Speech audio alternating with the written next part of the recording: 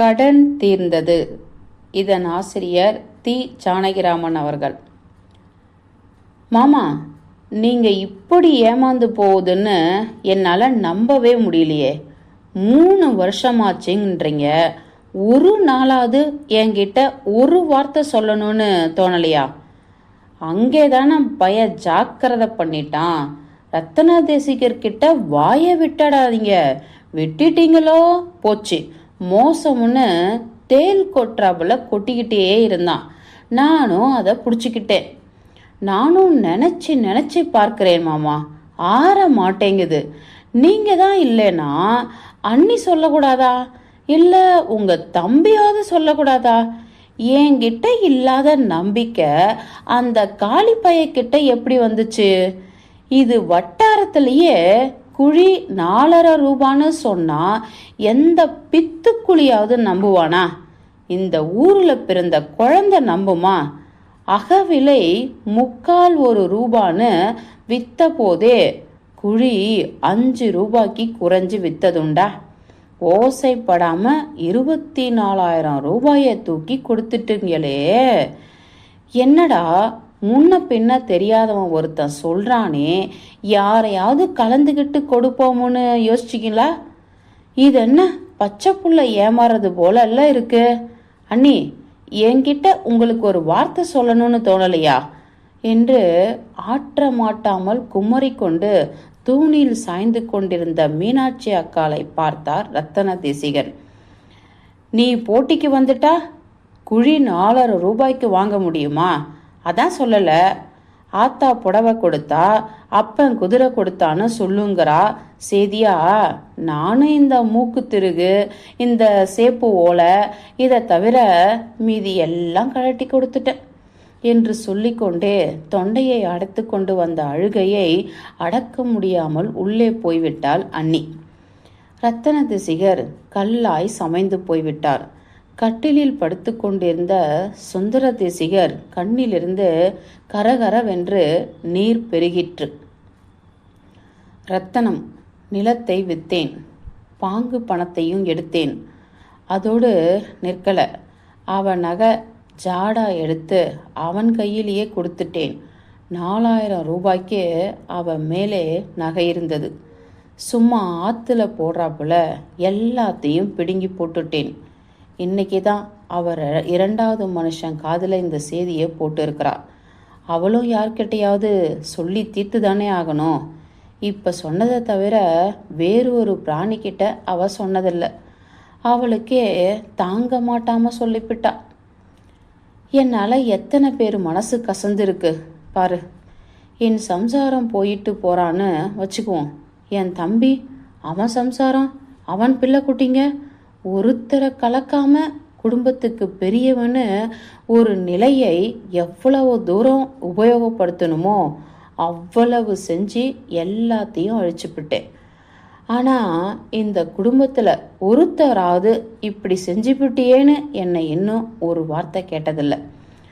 அது வரைக்கும் நான் கொடுத்து வச்சவன். ஆனால் நாளைக்கு நான் தெய்வத்துக்கு பதில் சொல்லிதானே ஆகணும். நானும் நினச்சி பார்க்கிறேன், இவ்வளவு முட்டாளாக இருக்க முடியுமா ஒரு மனுஷன்னு.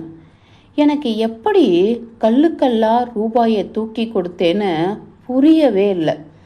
சொக்குப்பொடி போட்டு மயக்கிப்பிட்டானா, அல்ல வேலைக்காரன் தான் நம்ம புத்தியை கெடுத்து சந்தியில் இழுத்துக்கிட்டு போயிட்டானா, ஒன்றுமே புரியல என்று பிரமித்து போய் சாய்ந்து விட்டார் சுந்தர தேசிகர். ரத்தன தேசிகர் கீழே கிடந்த கடுதாசியை கட்டிலிருந்து ஒவ்வொரு கடுதாசாக எடுத்து வாசித்து பார்த்தார். ஒன்றிலாவது ராமதாஸ் நாயுடுவின் பெயரை காணவில்லை. பணம் வந்தது, வந்தனம், சீக்கிரம் சாசனம் எழுதி முடிக்க ஏற்பாடு செய்து விடுவோம். பணம் பெற்றுக்கொண்டேன்.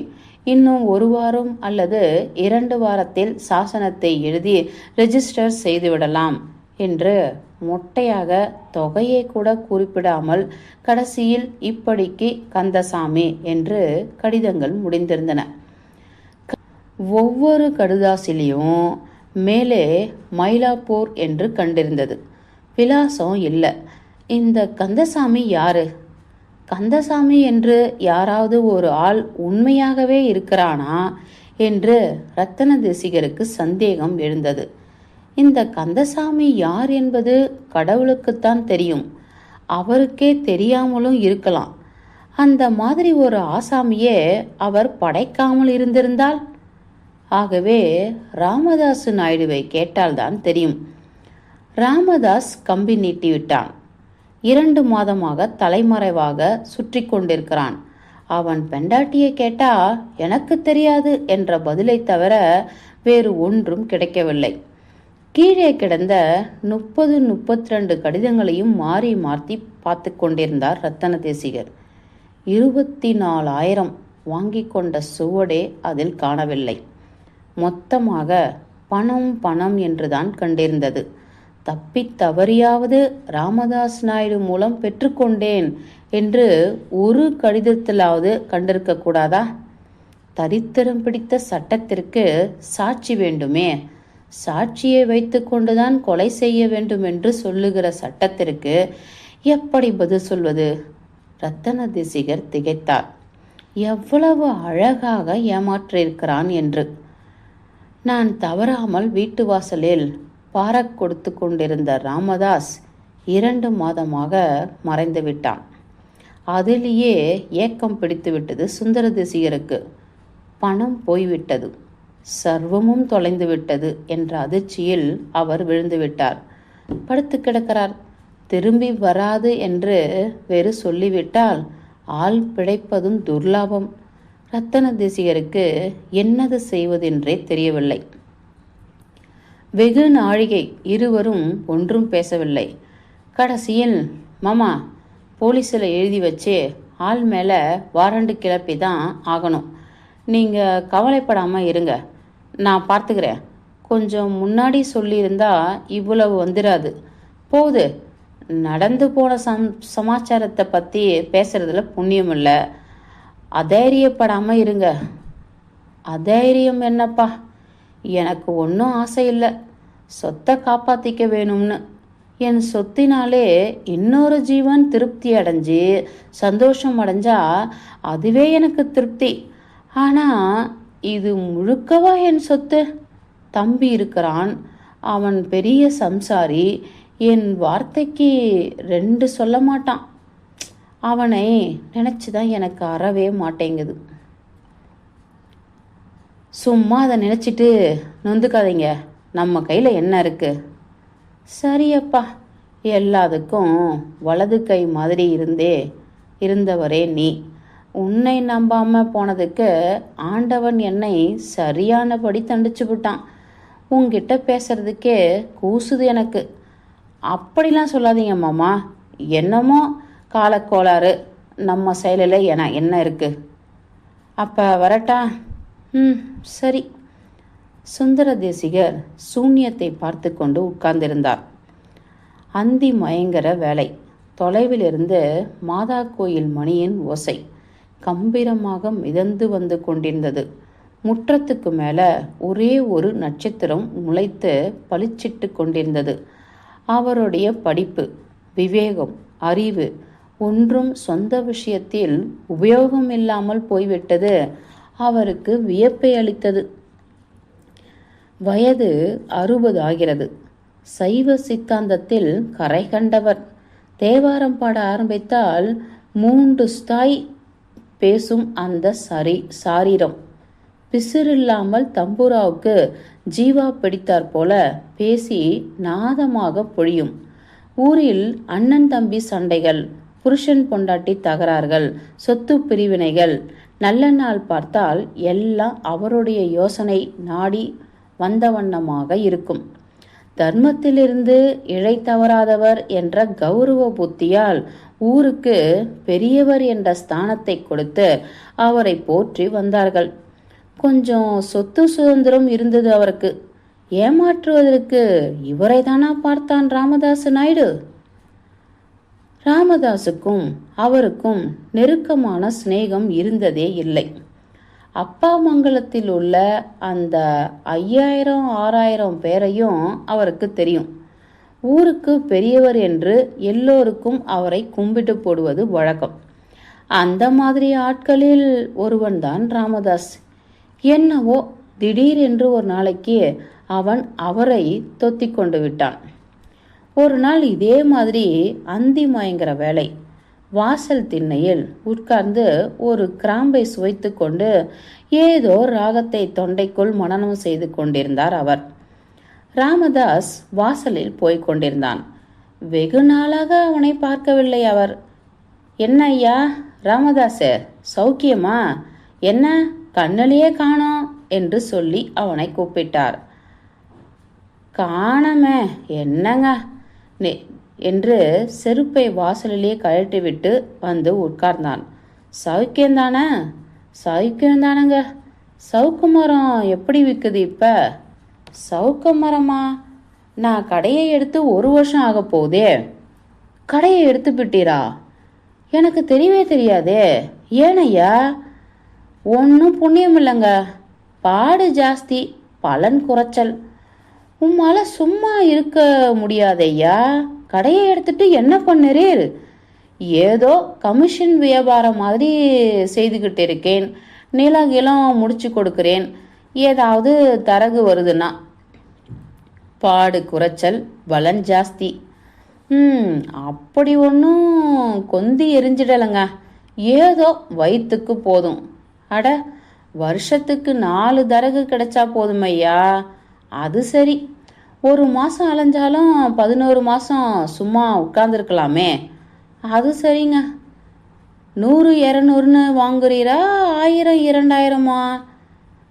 1000க்கு போனால் நான் ஏன் இப்படி இருக்கேன்? அந்த மாதிரி வாங்கினா 4 வீடு வாங்கி போட்டுட மாட்டேனா? ஏதோ இப்போ ஒரு நல்ல சான்ஸ் வருது. எந்த மகராசன் கொடுத்து வச்சிருக்கானோ அவன் வாங்கினா நமக்கு பெருசா எதையாவது கண்ணில் காணலாம்.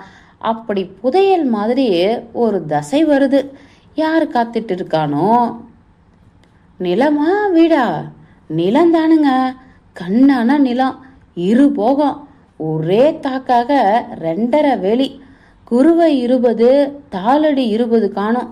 எந்த பஞ்சத்திலையும் 2 போகம் சேர்ந்து 35க்கு குறையாது. ஸ்தலம் எங்க இருக்கு? இதோ இருக்குங்க, புங்கஞ்சேரியில. புங்கஞ்சேரியா? அப்ப கேட்பானேன். 20 விலையும் 30 விலையும். என்ன விலை? 4.5 ரூபா. தேசிகருக்கு தூக்கி வாரி போட்டது. என்னையா இது? பொங்கஞ்சேரியிலையா 4.5 ரூபாயா? சத்தம் போடாதீங்க, காரியம் கெட்டு போயிடும். தேசிகரை குரலை தாழ்த்தி கொண்டார். என்னையா இது புரளி பண்றீரு? அந்த திக்குல 15 ரூபாய்க்கு குறைஞ்சி நிலம் ஏதியா? இங்க வாசலிலே இருந்துக்கிட்டு பேசக்கூடாது. உள்ளே வந்தீங்கன்னா சொல்றேன். சரி, உள்ளே போவும் வாரும். எழுந்து உள்ளே போனார் தேசிகர். அப்பொழுது ராமதாஸின் மனசாட்சி எழுந்து சற்று படம் எடுத்து ஆடிற்று. அதை ஓங்கி அடித்து படுக்க போட்டுவிட்டு முழு மூச்சில் இந்த வேஷத்தை போட்டு ஆடி விடுவது என்று இறங்கிவிட்டான் அவன். தேசிகரை தொடர்ந்து உள்ளே போனான். ஒரு நாற்காலியை காட்டினார் அவர். பரவாயில்ல என்று கீழே உட்கார்ந்தான் ராமதாஸ். ராமதாஸ், நீர் என்ன புதிர் போடுறீரா?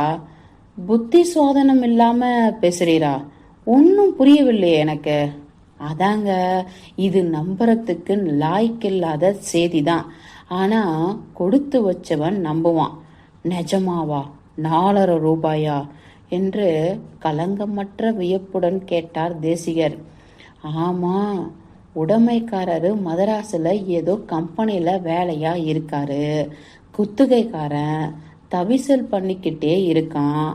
அவரும் பட்டணத்திலே வீடு கீடு கட்டிக்கிட்டு தங்கிடலாம்னு நினைக்கிறாரு. கொஞ்சம் புது மோஸ்தாரான ஆளுன்னு வச்சுக்கோங்களேன். பரம்பரையா வந்த சொத்து. அவரும் தகப்பனாரும் மதராசிலேயே உத்தியோகம் பார்த்து செத்து போயிட்டாரு. பட்டணத்திலே பிறந்து வளர்ந்துட்டாரு இவரு. ஊர் நிலைமை தெரியாதவரு. அனுபோக பாத்தியம் கொண்டாட போறேனேன்னு குத்துகைய 3-4 கை மாத்தினாரு. 4-5 தடவை அதுக்காக இந்த பக்கம் காலடி எடுத்து வச்சிருக்கிறாரு. அதை தவிர ஊர் நிலைமை ஒன்றும் தெரியாதவர். இப்ப கூட நிலம் எங்கே இருக்குன்னு யாராவது காட்டினாதான் தெரியும். நம்பிக்கையா அவருக்கு ஒரு ஆளு கண்டு முதலையை பார்த்து நெல்லோ நீரோ காசோ அனுப்புறதுக்கு கிடைக்க மாட்டேங்கிறான். ஊரோடையே ஒட்டாதவனுக்கு எங்கிருந்து இதுக்கெல்லாம் ஆள் கிடைப்பானுங்க? அவருக்கு பட்டணத்திலே இருக்கணும்னு ஆசை, வித்துடுங்கிறாரு. இதான் கதை. போன வாரம் போயிருந்தேன், சொன்னாரு. விலை கேட்டதுக்கு 4,500 ரூபான்னாரு. எனக்கே நம்ப முடியவில்லை.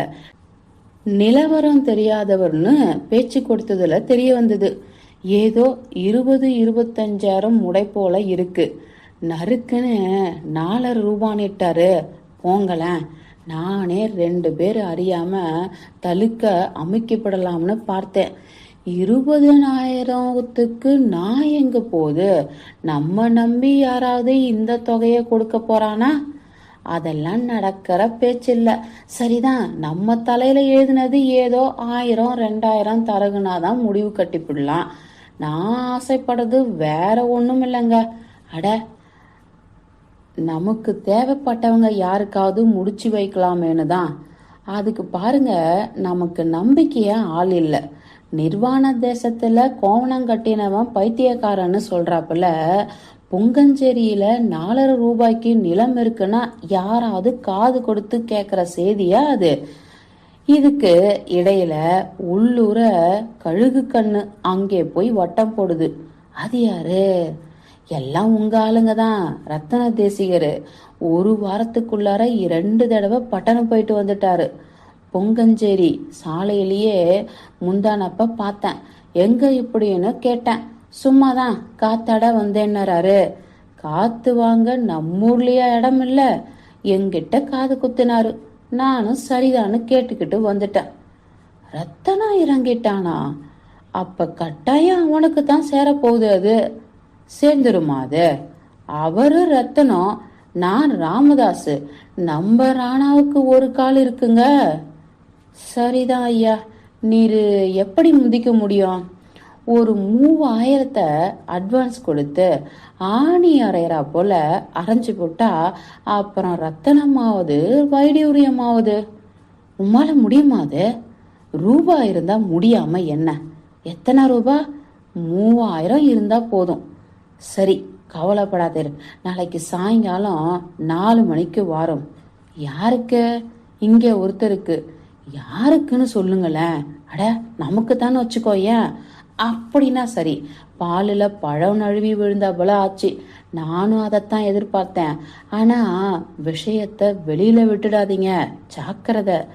ஜாக்கிரதையா இல்லாம வேற எப்படியா இருக்க முடியும் இந்த சமாச்சாரத்துல?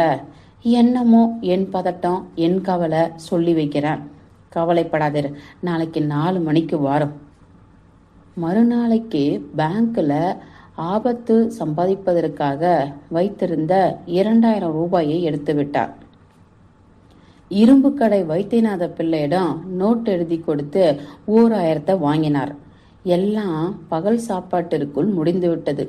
மாலை 4 மணிக்கு ராமதாஸ் 3,000 வாங்கி கொண்டு போனான். அநேக நமஸ்காரம். பணம் வந்து சேர்ந்தது. சீக்கிரம் சாசனம் செய்ய ஏற்பாடு செய்கிறேன். மற்றவை நேரில். ரா. கந்தசாமி. அன்று சாயங்காலம் இருட்டுகிற சமயத்திற்கு ராமதாஸ் வந்தான். அவன் பெயருக்கும் ஒரு கடிதம் வந்திருந்தது. அதை எடுத்து அவரிடம் காட்டினார். மறுநாளைக்கு மறுநாள் மயிலாப்பூரிலிருந்து ஒரு கடிதம் வந்தது. பணம் வந்தது.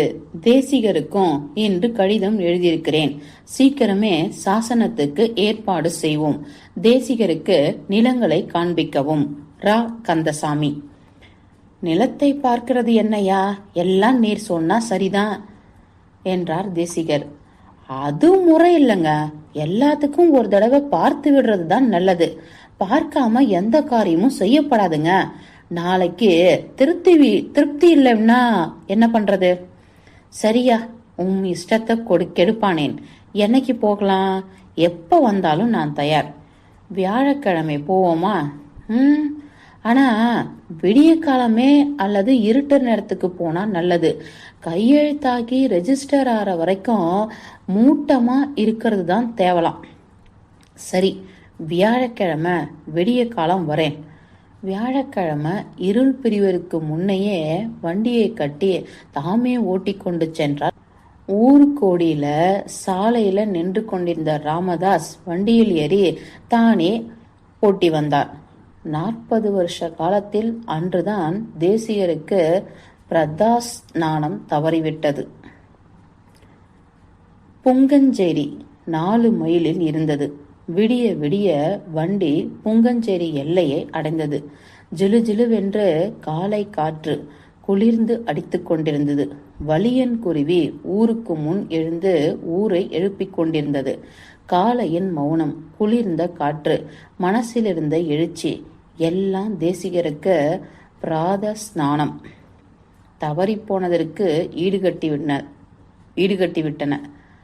அட, இதோ நிற்கிறாரே என்று வண்டியை நிறுத்தினான் ராமதாஸ். யாரு? நிலத்து குத்தகைக்காரருங்க. இங்கேயே இறங்கிவிடலாங்க. வண்டியை இங்கேயே அவுத்து போடலாம். இதோ இருக்கு, போய் பார்த்துவிட்டு உடனே திரும்பிடலாம். சும்மா மரத்துல மாட்டுத்தலையை கயிற்றை கட்டிவிட்டு போலாம். சரி. 4 வயல் கடைக்கு அப்பால் இருந்தது. அந்த 2.5 வேலி தாக்கும் வரப்பின் மேல மூவரும் நடந்து வந்தார்கள். நமக்கு ரொம்ப வேண்டியவருங்க குத்தகைக்காரரு. ஓய் குத்தகைக்காரரே, உங்க நிலத்துக்கு இனிமே முதலாளி இவங்க தான். தெரியுதுங்க. தேசிகர் கருகமரத்தடியில் நின்று பார்த்தார். பயிர் கருகருவென்று கரும்பச்சையாக வாலித்து வளர்ந்து காலை காற்றில் அலையாடி கொண்டிருந்தது. காவேரி பாசனம்தான். பயிர் எப்படி ஒய்யாரமா மதம் புடிச்சா போல நிக்குது பாரும் குத்தகைக்காரரே. கண்டு முதல் சுமாரா எப்படி இருக்கும்? குருவை 18-20க்கு குறையாது. தாளடி 17-17க்கு கீழே போனதில்லை. குத்துகை 25 அதிகம்தான். நீங்க சொல்றீங்க. முதலாளிக்கு ரொம்ப குறைச்சல்னு எண்ணம். கிஸ்தியும் நீயே கட்டிவிடுங்கிறாரு. இது உலகத்துல இல்லாத செய்தியா இருக்கு. கிஸ்திய கூடவா குத்தகைக்காரன் கொடுப்பான்? அதாங்க தவிச்சல். நெல்லு காய்ச்சி மரம் எங்க இருக்குன்னு கேட்கிறவங்களுக்கு பாடுபடுறவன் அருமை வழக்கம் முறை ஏதாவது தெரியும்படி என்னம்மாங்க சொல்றது? அவர் பாட்டுக்கும் கேக்குறாரு. இனிமே அந்த கவலை ஏன் ஐயா உமக்கு? புது முதலாளி எப்படின்னு கொஞ்ச நாள்ல தெரிஞ்சு போயிடுது. நிலம் நல்லாதான் இருக்கு, விளைச்சலும் நல்ல விளைச்சலாதான் சொல்றாரு குத்தகைக்காரரு என்று பயிரின் கரும் பசுமை கண்டு பூரித்து கொண்டே சொன்னார் தேசிகர். அதெல்லாம் உழைப்பிலே சளைக்கிற ஆளு இல்லைங்க குத்தகைக்காரரு. குத்தகை நிலந்தானேன்னு சோம்பி மயங்கிற ஆளும் இல்லை என்றான் ராமதாசு. எதுக்காக சோம்புறதுங்க? பூமாதேவி இந்தான்னு கொடுக்க காத்து கிடக்கிறா. அவளுக்கு வேணுங்கிற தீனிய கொடுத்தா கை நிறைய வாரி கொடுக்கறா தாயி. உள்ளே கிடக்குது புதையலு. அதுக்கு கொஞ்சமாவது நாம பிரயாசப்பட வேண்டாங்களா? சோம்பினா அது தெரியாதனம் இல்ல? நீ சொல்ற தம்பி. உன் மாதிரி எல்லாரும் இருந்தா நம்ம தேசத்துல சாப்பாடு ராஜாங்கத்துக்கு தலைவலியே கொடுக்காம உழைக்காமலேயே வாயில சோறு வந்து விழணும்னு நாம் தூங்குறோம். அதான் தேசமே தவிக்குது என்று சொல்லிவிட்டு தேசிகர் நிலத்தை பார்த்து கொண்டே இருந்தார். என்னமோங்க, வஞ்சனை இல்லாம உழைக்கிறேன். சொந்த குழந்தை மாதிரி நினைச்சுதான் நேர்த்தி செய்யறேன். குத்துகை தக்கணும், ஆண்டவன் செயல். கவலைப்படாத ஐயா. வஞ்சனை இல்லாம உழைச்சா உன்னை விட்டு ஏனையா குத்துகைய மாத்துறேன். ஓய், நீர் ஒன்னும் சொல்ல வேண்டாம், அதெல்லாம் அவங்களுக்கு தெரியும் என்றான் ராமதாஸ். சற்று நேரம் கழித்து மூவரும் சாலைக்கு திரும்பினார்கள். வண்டி கிளம்பிற்று. ஊர்கோடியில் தலை கயிற்றை தேசிகர் கையில் கொடுத்துவிட்டு மறுபடியும் சொல்றேன்னு நினைச்சுக்காதீங்க. யாருக்கிட்டையும் செய்திய வெளியில விட்டுடாதீங்க. முக்கியமா ரத்தன தேசிகர் காதுக்கு எட்டுச்சோ போச்சு. என்று எச்சரித்து கொண்டே இறங்கினான் ராமதாஸ். எனக்கு என்ன பைத்தியமா, இதுக்கு என்னையா கவலை என்று தைரியம் சொன்னார் தேசிகர். வண்டி போய்விட்டது. கத்தியை எடுத்து ஒரு கருகு குச்சியை நறுக்கி கடித்து கொண்டு வாய்க்கால் கரையில் நின்றான் ராமதாஸ். அவன் நெஞ்சு தேசிகரை நினைத்து கழிவிறக்கத்தில் கசிந்தது. குற்றம் செய்கிற குறுகுறுப்பு அங்கே இல்லை. இவ்வளவு நம்பிவிட்டானே பாவி என்று வருத்தப்பட்டான். தேசிகரை பார்த்த அந்த 2.5 வேலித்தாக்கும் பொங்கஞ்சேரி கொங்கணேசர் கோயில் நிலம். அந்த குத்துகைக்காரன் தஞ்சாவூரில் மாட்டுத்தரகு செய்து கொண்டிருந்தவன். ராமதாசிடம் 10 ரூபாய் பீஸ் வாங்கி கொண்டு குத்தகைக்காரன் வேஷம் ஆடிவிட்டு அடுத்த பஸ்ஸில் தஞ்சாவூர் போய்விட்டான். பாவி பைய, துர்ஷ்டகார மனுஷன், இப்படி ஏமாந்து போகிறானே. இதோடு இந்த நாடகம் சாயம் வெளுத்து விட்டால் கூட பிழைத்து விடுவேன் என்று ஒரு நிமிஷம் தோல்வியை கூட விரும்பினான் ராமதாசு. தேசிகருடைய குழந்தை தன்மை ஒரு கணம் அந்த நிலைக்கு கொண்டு வந்து விட்டது. அவனை அந்த எண்ணத்தை உலுக்கி உதிரி எறிவது சற்று கஷ்டமாக தான் இருந்தது அவனுக்கு. தேசிகர் அன்று இரவு தூங்க நேரம் பிடித்தது. 2.5 வேலி நிலம் ஒரே தாக்காக தம்மை அணுகி வருவது கண்டு அவர் நெஞ்சு எழுச்சியில் மகிழ்ச்சி படபடத்தது. ராமதாஸ் நாள் தவறாமல் வந்து 1/2 மணி நேரமாவது பேசிவிட்டு போய்கொண்டிருந்தான். 15 நாள் கழித்து ஒரு 8000 கேட்டான். தேசிகர் உடனே நஞ்சையும் புஞ்சையும் இருந்த குடும்ப சொத்தான 12 மாநிலத்தையும் குழி 15 ரூபாய் என்று உச்சி கிரயத்தில் விற்று ரொக்கத்தை வாங்கி 8000 ராமதாஸின் கையில் கொடுத்து விட்டார். அதற்குள் மயிலாப்பூரிலிருந்து ஒரு கடிதம் வந்துவிட்டது. வைத்தியநாத பிள்ளையின் கடனை உடனே தீர்த்துவிட்டார் தேசிகர். 1 மாதம் ஆகிவிட்டது. மயிலாப்பூருக்காரருக்கு இன்னும் ஒழியவில்லை. ஆனால் ராமதாஸ் முதல் தர நெல்லாக 4 வண்டியையும் தேசிகர் பசுக்களுக்கும் எருமைகளுக்கும் வைக்கோல் போரும் போட்டுவிட்டு போனான். 4 மாதம் ஆயிற்று. இன்னொரு 1000, இன்னொரு 4000 ராமதாஸ் கைக்கு போயிற்று. கடிதத்துடன் தான். 2ஆம் போகம் கண்டு முதலுக்கு பிறகு இன்னொரு 4 வண்டி நெல் வந்துவிட்டது. தேசிகருக்கு சாப்பாட்டுக்கு கவலை ஒழிந்தது. மாயவரத்து பாதிரி பழம் தேசிகருக்கு உயிர். 4-5 கூடைகள் வந்தன. மதுரை மலை மாவடு அவருக்கு 2வது உயிர். அவருடைய அந்தரங்க ருசிகளை எல்லாம் வெகு குறிப்பாக அறிந்து நிறைவேற்றி வந்தான் ராமதாஸ்.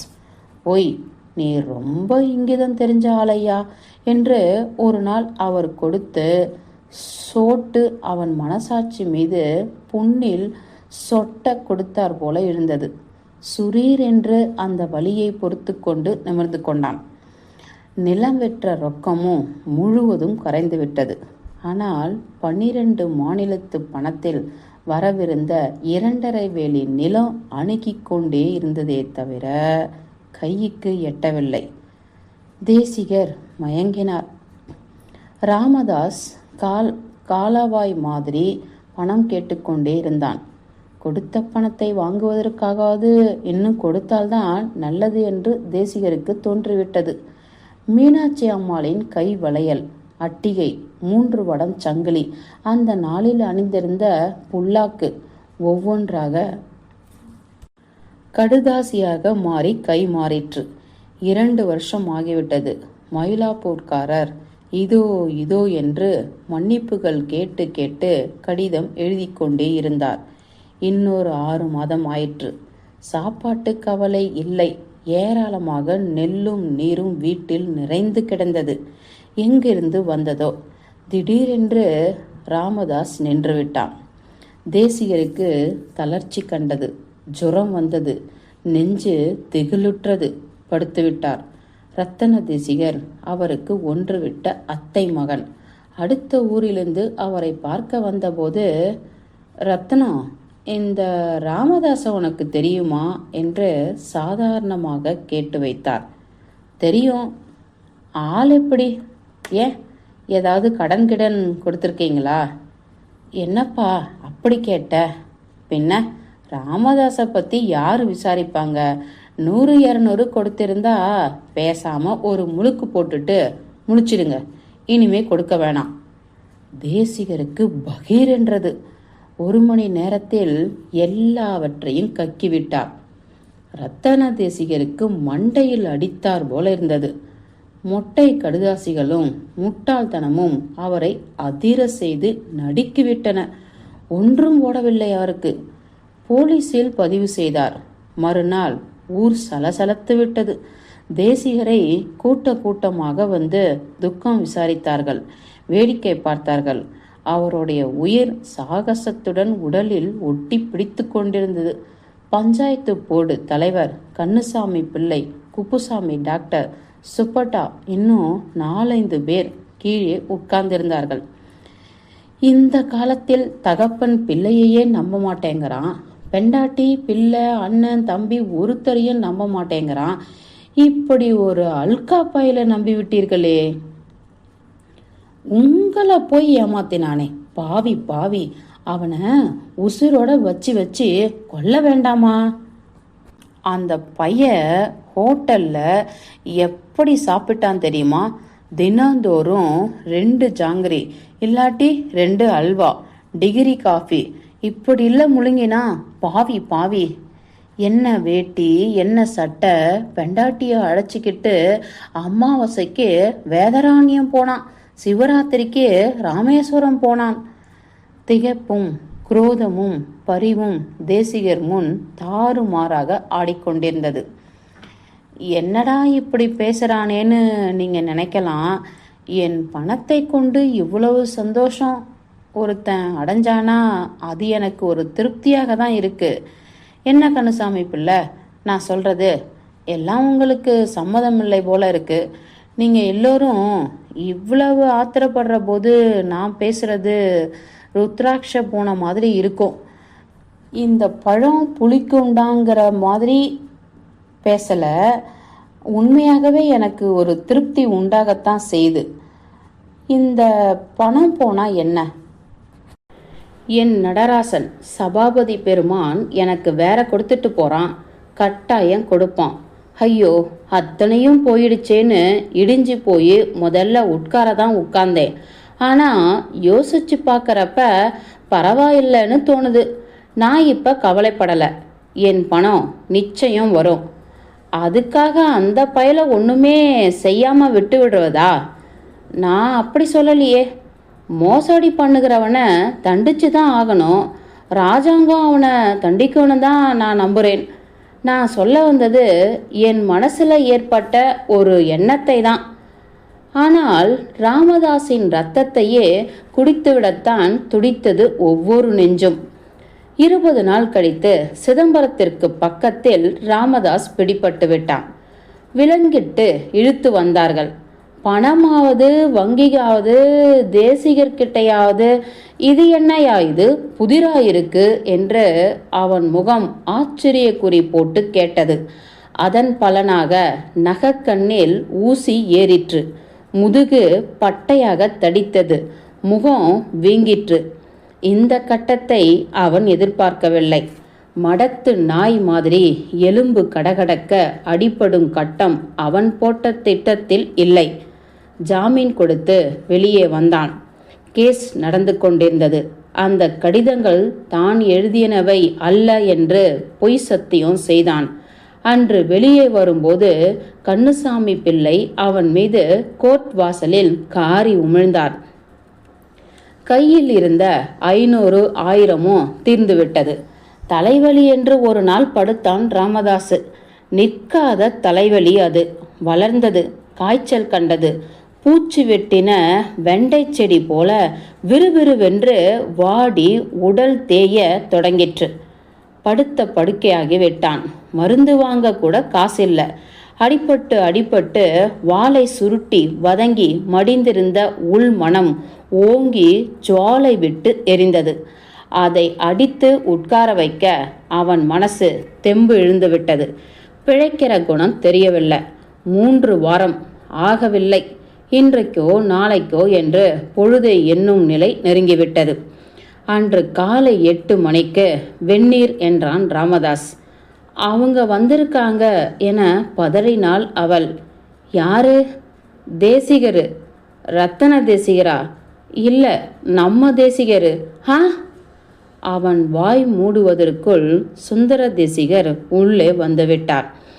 சுற்றுமுற்றும் பார்த்தார். கந்தல் துணிகளும் அழுக்கு துணிகளும் தேயும் உடலும் நாற்றம் வீசும் வயிற்றை கலக்கின. ராமதாஸின் மனைவி ஒன்றும் புரியாமல் விழித்தாள். ஒரு நாற்காலி காட்டினாள். அவரை அமரச் சொல்லி, ராமதாஸ், உனக்கு உடம்பு சரியில்லை, கவலைக்கிடமா இருக்க என்று சொன்னாங்க. பார்த்துவிட்டு போகலான்னு வந்தேன். அது மட்டும் இல்லை, உன்னிடம் ஒரு முக்கியமான செய்தி பேசணும். ராமதாசு கயிற்றுக்கட்டிலில் படுத்திருந்தான். சற்று எழுந்து தலையணையில் சாய்ந்தாறு போல உட்கார முடியாமல் அவனுக்கு தெம்பு செத்துவிட்டது. ராமதாஸ், உன்னை போல ஒரு கெட்டிக்காரனை நான் பார்த்திருக்கேன்னு நினைக்கல. இந்த உலகத்தில் சுகம் அடையிறதுக்காக பாடுபடுறாங்க, உழைக்கிறாங்க. ஆனால் உன்னை போல இவ்வளவு சுலபமாக அதை அடைஞ்சவர்கள் ரொம்ப ரொம்ப கொஞ்சம். ஆனால் கடைசியில் மாட்டிக்கிட்ட. எனக்கு ஜெயிச்சதுன்னா உனக்கு தண்டனை கொடுப்பாங்க. ஆனால் எனக்கு ஜெயிக்கணும்னு நான் நம்பவில்லை. அவ்வளவு சாமர்த்தியமாக நீ என்னை ஏமாத்திப்பிட்ட. ஆனால் கேஸு உனக்கு ஜெயிச்சதுன்னா உன்னை போல துர்பாகியசாலி ஒருத்தரும் இருக்க முடியாதுன்னு தான் எனக்கு தோணுது. எந்த தப்பு குத்தம் பண்ணினாலும் எதுக்கு பிரயாச்சித்தம் பண்ணி இந்த உடம்பையும் நெஞ்சையும் வருத்தி தான் ஆகணும். மனுஷன் இல்லாட்டா பாவம் பின்னாலேயே வந்து வந்து வந்து அறுக்கும். ஆனால் இப்போ உன் நிலையை கேட்டு தான் ஓடோடி வந்தேன். கேஸ் யாருக்கு ஜெயிச்சா என்ன? இப்போ உன் பிராணன் போய்கிட்டு இருக்கு. நீ நல்ல வழி தேடிக்காம போயிட போறேன்னு தான் நான் ஓடி வந்தேன். நம்ம சாஸ்திரங்களில் வாங்கின கடனை திருப்பி கொடுக்காம செத்து போகக்கூடாதுன்னு சொல்லியிருக்கு. இப்போ உன் கடனை நீ தீர்த்துப்பிடணும். நானும் பாக்கி இல்லைன்னு குறையில்லாமல் மனசார சொல்லிடணும். இப்போ அதுக்கு தான் நான் வந்தேன். நீ என் பணத்தை வச்சுக்கிட்டு பழைய கடனெல்லாம் அடைச்ச, சுகமாகவும் இருந்த, எல்லாம் கேள்விப்பட்டேன். எனக்கு ரொம்ப திருப்தி தான். ஆனால் கடனை அடக்காமல் போகக்கூடாது. அக்கம் பக்கத்தில் விசாரித்தேன். டாக்டருக்கு கூட பணம் உன்னால் கொடுக்க முடியலேன்னு சொன்னாங்க. அதனால் ஒன்று கேட்குறேன். உன் கையில் இருக்கிறது ஏதாவது கொடு, போதும். 5 அல்லது 1 ரூபா கொடுத்தாலும் போதும். நான் சந்தோஷமாக வாங்கிட்டு உன் கடன் தீர்ந்து போச்சுன்னு என் தேவார ஆணை, லோகமாதா ஆணையாக சொல்லி போடுறேன். என்ன? அதுக்கு தான் நான் வந்தேன் என்று தேசிகர் நிறுத்தி பதிலுக்கு காத்து கொண்டிருந்தார். ராமதாஸுக்கு இவ்வளவையும் மனதில் வாங்கி கொள்ள சற்று நேரம் பிடித்தது. மருண்டு விழித்தான். அவன் உயிர் நெருப்பில் விழுந்து துடித்தது. நான் நெசமாக தான் இதை சொல்கிறேன். ஏதாவது கொடு, போதும். 20,000 சொச்சமும் தீர்ந்து போச்சுன்னு மனசார சொல்லிவிட்டு போயிடுறேன். விம்மி அழும் குரல் கேட்டது. திரும்பி பார்த்தார் அவர். ராமதாஸின் மனைவி உடல் குலுங்க வாய்விட்டு வரும் அழுகையை அடக்க முடியாமல் அடக்கி கொண்டு அவன் அருகே வந்தாள். அவன் பக்கத்தில் துவண்டு சீம்பி தொங்கிய வலது கையை எடுத்து உள்ளங்கையில் எதையோ வைத்து தேசிகரை நோக்கி கையை இழுத்து அவர் பக்கம் நீட்டினாள். அவர் கையை பிடித்து அந்த 2 அணாவை வாங்கி கொண்டார். அம்மா, இனி ஏன் அழற? பேசாம இரு. என் கடன் தீர்ந்து போச்சு. பராசக்தி கேட்க சொல்றேன். உன் புருஷன் கடனை பூராவும் தீர்த்து விட்டான். கவலைப்படாத. அவனும் கவலைப்பட வேண்டாம். நான் போய் வரேன் என்று வெளியே போய்விட்டார். முற்றும்.